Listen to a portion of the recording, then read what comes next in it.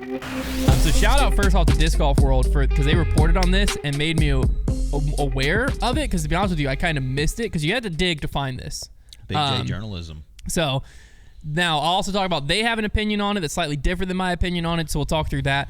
But Disc Golf World put out a whole video on it was part of their like This Week in Disc Golf thing, and this was a part of it. So Austin Montgomery, first off, he's been with Discmania for over 10 years, according to his LinkedIn. It's a long tenure in disc golf. And Chris Brubeck has been with Discmania for almost 10 years, 9 years, 5 months, according to his LinkedIn.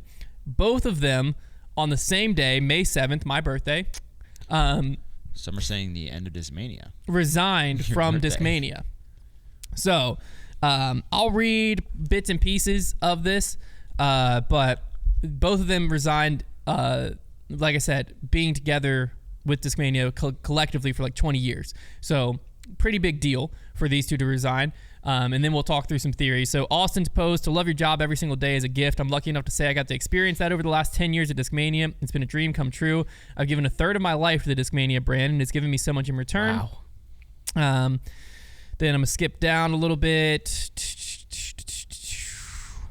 If you know me, you know I bleed red and gold. Discmania even shows up in my wedding vows. I think I own exactly 10 shirts that don't have Discmania somewhere on them, and 3 of those are Broncos jerseys. I truly expected to retire as a Discmaniac. Unfortunately, things don't always go as planned, and I have resigned from my role at House of Discs on my own accord.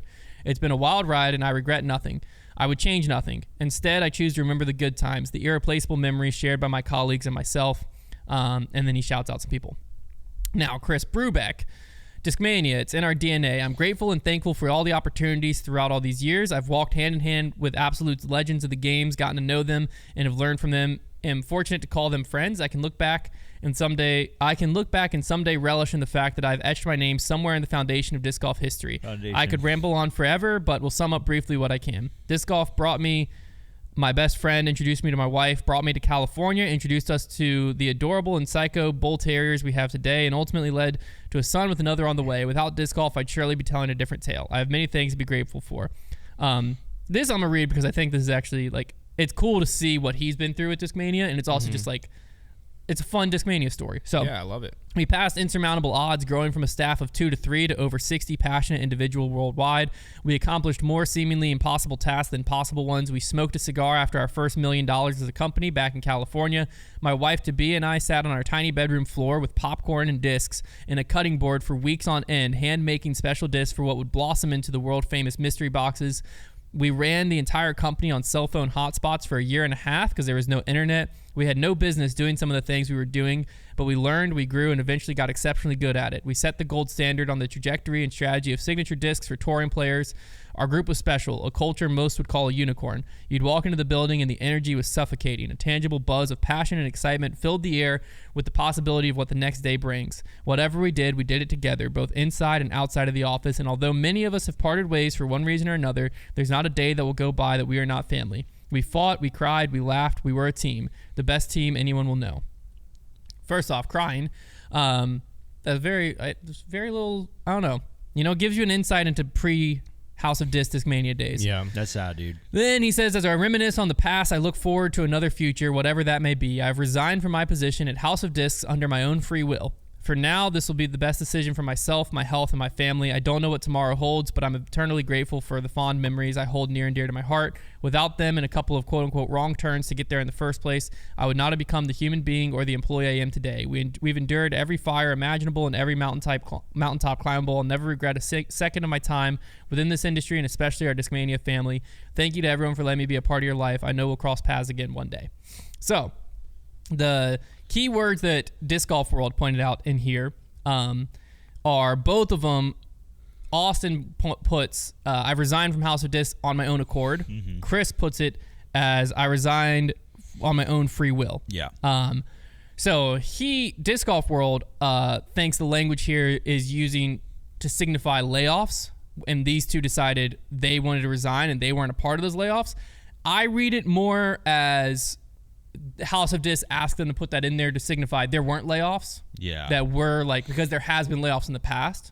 So I think that House of Disc was like, hey, when you make your post, just make sure people knew you did this on your own free will and you weren't laid off. I don't think that would have been the tone if they were laid off. No, Disc Golf World doesn't insinuate they were laid off. Yeah. He was saying that there was layoffs of staff, and that understood. they are saying this was on my own free will. I wasn't a part of those layoffs that are going on. Understood. Which I haven't seen signs of there being other layoffs. We just know there were layoffs a while ago. So I think it's more House of Discs telling them, hey, make sure people know you weren't laid off. But regardless of what it is weird on the same day you lose two people who had both been with your company 10 years each. So they've both been with this company a long, long time. To both lose them on the same day makes you go, there's definitely something going on. According to Disc Golf World's sources that they obviously kept anonymous because that's what you do with a source, they said there's reason to believe that this is due to circumstances around them closing the Colorado warehouse and firing other staff. So the Colorado warehouse is an interesting one because all of fulfillment had already moved to Emporia. That was announced like a year ago by Dana Vici before he left. So I don't know what was still going on at the Colorado warehouse, or if it even was a warehouse, if it was just offices. But apparently, apparently Disc Golf World sources are saying like they closed the Colorado warehouse, which that could make sense because it could be a situation where if they're choosing to resign, maybe they were offered a position, but you had to move to Emporia. And if you already don't like the direction the company's going and you're like, on top of that, I got to uproot my family and go to Emporia from Colorado, I could see that being, you know what, all the stars are aligned, I'm out. Is it that simple? Is there more to it? I don't know. So this could also, them resigning is not rumors, but the warehouse closing, all of that could be rumors, as Disc Golf World mentioned.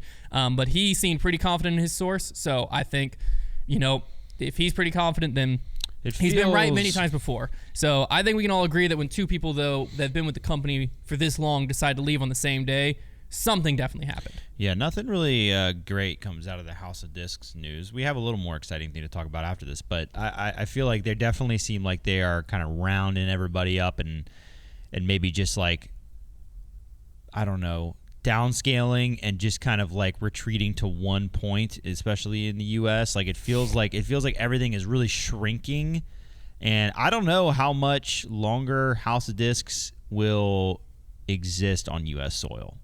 That's kind of the feeling I've started to get. It kind of feels like they've just kind of, over time, House of Discs kind of absorbed these different disc manufacturers, these different companies. It could be that since House of Discs is a much more like, business-oriented thing, that they are just seeing a lot of waste and they're cutting down on that. And then to a lot of these people, it seems like they're getting rid of a lot of the roots of. Well, they're definitely cutting. They're definitely cutting down, but I don't even know. Yeah, I think it was mostly just because they've got themselves into a hole. Well, it's to Connor's point. Logically, if you are an outside business person coming in, and you have now bought all these companies, it doesn't make sense to be fulfilling orders from multiple different places and running offices in multiple different places when it's like, we have a fulfillment team in Emporia, and a really good state-of-the-art warehouse in Emporia. Their biggest and nicest warehouse. Why do we have one in Colorado? Yeah, because it might also be cheaper in Emporia. I don't know. But when you already have... let me answer that for you. Yes. When you already have staff down there, because then it's also a thing of like,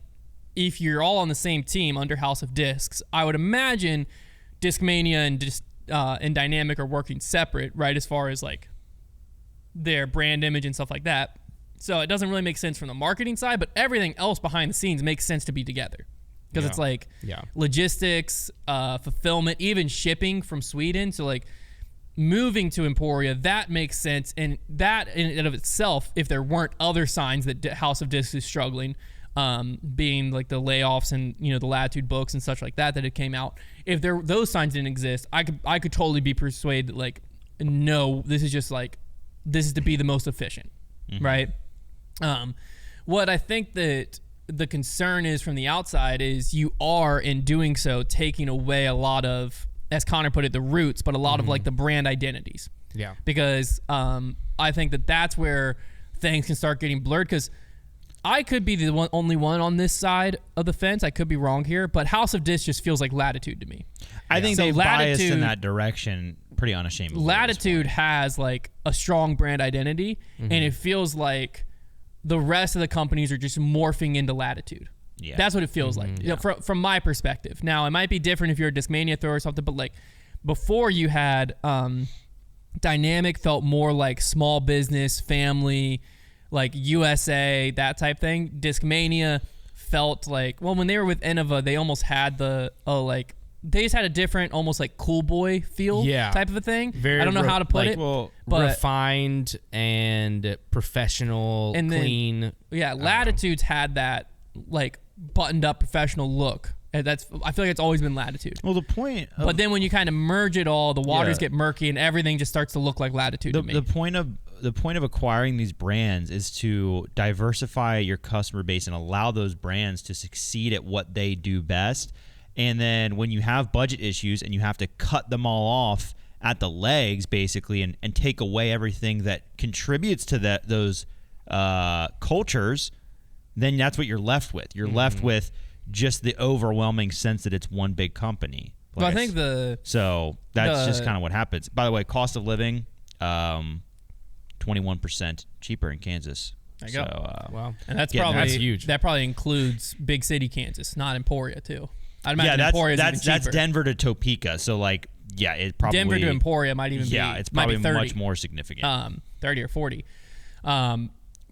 But one thing that even in like the stock market you find where with like big old companies is the second a founder leaves, a lot of times the company loses path. It happened with Apple back in the day. Steve Jobs left. They had to bring Steve Jobs back because Apple with Steve Jobs was booming.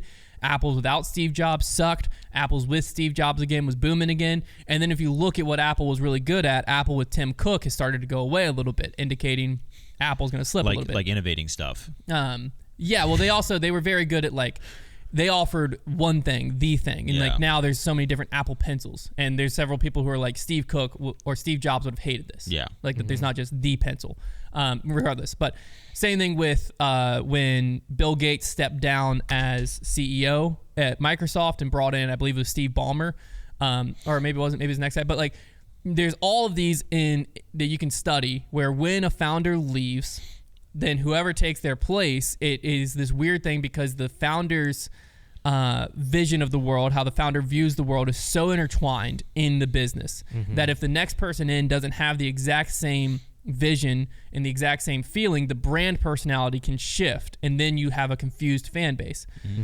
And the businesses within House of Disc that are the most confused are the ones that had the strongest founders, in my opinion. Totally. UC Maresma and Jeremy Rusko. Absolutely. And when Rusko, who is still a part of House of Discs, no longer is the staple at Dynamic's lost. The company that hasn't lost their founder, from my understanding, is Latitude. And I believe Latitude's founder/CEO, if I'm not mistaken, or at least Latitude's CEO for a while, I believe is now House of Disc CEO. I think so. So it makes sense that all of them are going to start looking like Latitude because the guy, how he sees the world is how Latitude has seen the world. Same thing with UC and Discmania. UC was still tied in with House of Disc and such, but he's not leading Discmania, making all the decisions for Discmania anymore. So Discmania starts to look less like the brand they've always been and more like the brand House of Discs is forcing them to be.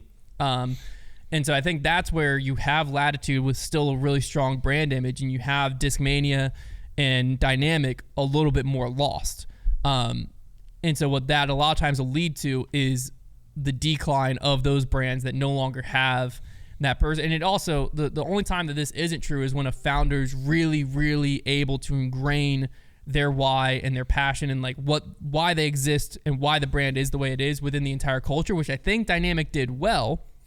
And I think Discmania even did well, but when you lose core people like Discmania just did, and like Dynamic has done in the past, we'll talk about that in a second, but Dynamic lost core people, then you lose the people who were the ones carrying on said vision and said, keeping the brand looking like the brand looked.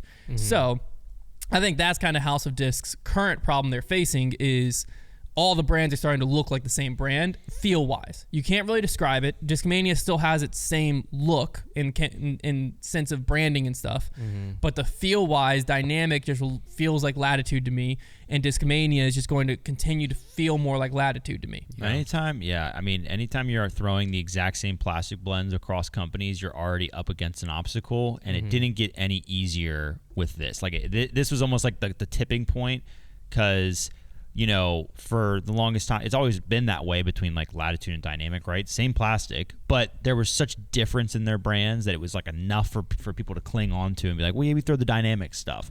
But you've kind of lost that now, and it's really blurred those lines. And now it's like, I think it's really set in for people that it's like, and the fact that they've acquired more companies, so it kind of piles on. There's so much of this same exact plastic blend. It's not like it's bad plastic, but it told Trevor, lose that identity a little bit. I even told Trevor that on Wednesday, I don't remember, sometime last week, I was taking pictures of some of the discs, and a batch of Castoplast came in with their new plastic, and I picked it up and I said, this is the first like bit of sad that I felt looking at Castoplast, because this is so obviously a trilogy plastic. It was at least K1 grind. Yes. It was at least they recycled. But that's the one with like the outer edge was a different color. It's their K1 reground up and then used in that. So it's their recycled blend. It just looked really trilogy. It did feel very that's because it was like the Orbit, and like that's what trilogy is all like doing. Orbit, yeah, it's the same stuff. Yeah, but Castoplast has up to this point kept their blends where they feel a little different. They still feel they still feel like Castoplast. That's why I was sad whenever I saw that, because like this looks kind of trilogy. But it is a question of like, is it just a matter of time? Yeah, who knows? It is really interesting. Now, Dynamic on the other side made a very interesting and exciting move to me, being that they brought Mr. Bobby Brown back to Dynamic. He is the brand director, I believe, is his title. I don't know his exact title, but he's over the brand image at Dynamic. And so to me, because when I was talking about Dynamic, the people who were core Dynamic, if you were a disc golfer in the 2015 to really like 2020 era, then like right before Robert left, basically. Dynamic's identity was tied up in Robert McCall, Eric McCabe, Bobby Brown, and then towards the end you threw in Danny Lindahl and Anthony from Disc Golf Weekly. Since then, I believe it was in this order, Robert McCall left. This is pre-House of Disc. He got a sales job, took him closer to family, I believe. Yeah. And then Bobby Brown left, which that one was a weird departure originally because he kind of stayed within disc golf. And then EMAC has never left. Danny Lindahl left on his own accord, and then Anthony was a part of the layoffs from Dynamic, leaving just EMAC of that core group. Now they've brought back Bobby Brown. And so Bobby was always the like marketing guy. So back then they had a podcast called Disc Golf Answer Man that was for a disc golf podcast popular. And people really enjoyed it. But they were doing so much content. We actually, if you go back to early Grip Locked, we talked about how Dynamic was the brand that I felt was doing it right because they didn't need players to move plastic. They were able to move plastic based on the brand personality and stuff like that, and players were like an additional asset to them. Yeah. Also back then, Dynamic was on our shelves, and I think pretty statistically the most popular trilogy brand in the U.S.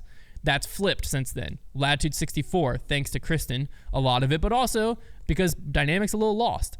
That's what I remember as well. I don't remember knowing anything about Latitude back in the day. Nowadays, Latitude 64 is the main trilogy brand, if you will. Trilogy refers to Westside, Dynamic, and Latitude because pre-House of Discs, how it essentially worked was Latitude 64 was the manufacturer. Dynamic Discs was its own company that existed in the U.S. and served as Latitude 64's distribution arm to the U.S., but also was its own company and manufacturer, but their discs were made by Latitude. And then Latitude and Dynamic both had owned Westside Discs. So those three were just tied together, but they were separate companies. Post House of Disc, they're all under the same brand. But that's why when we refer to trilogy, that was the OG trilogy.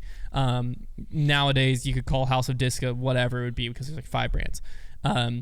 So it was very interesting. So bringing Bobby Brown back sparks at least a hope that Dynamic can feel like Dynamic was originally designed to feel. Because Bobby was one of the guys that carried that brand image, and he was the communicator of that brand image and that brand feel to the public.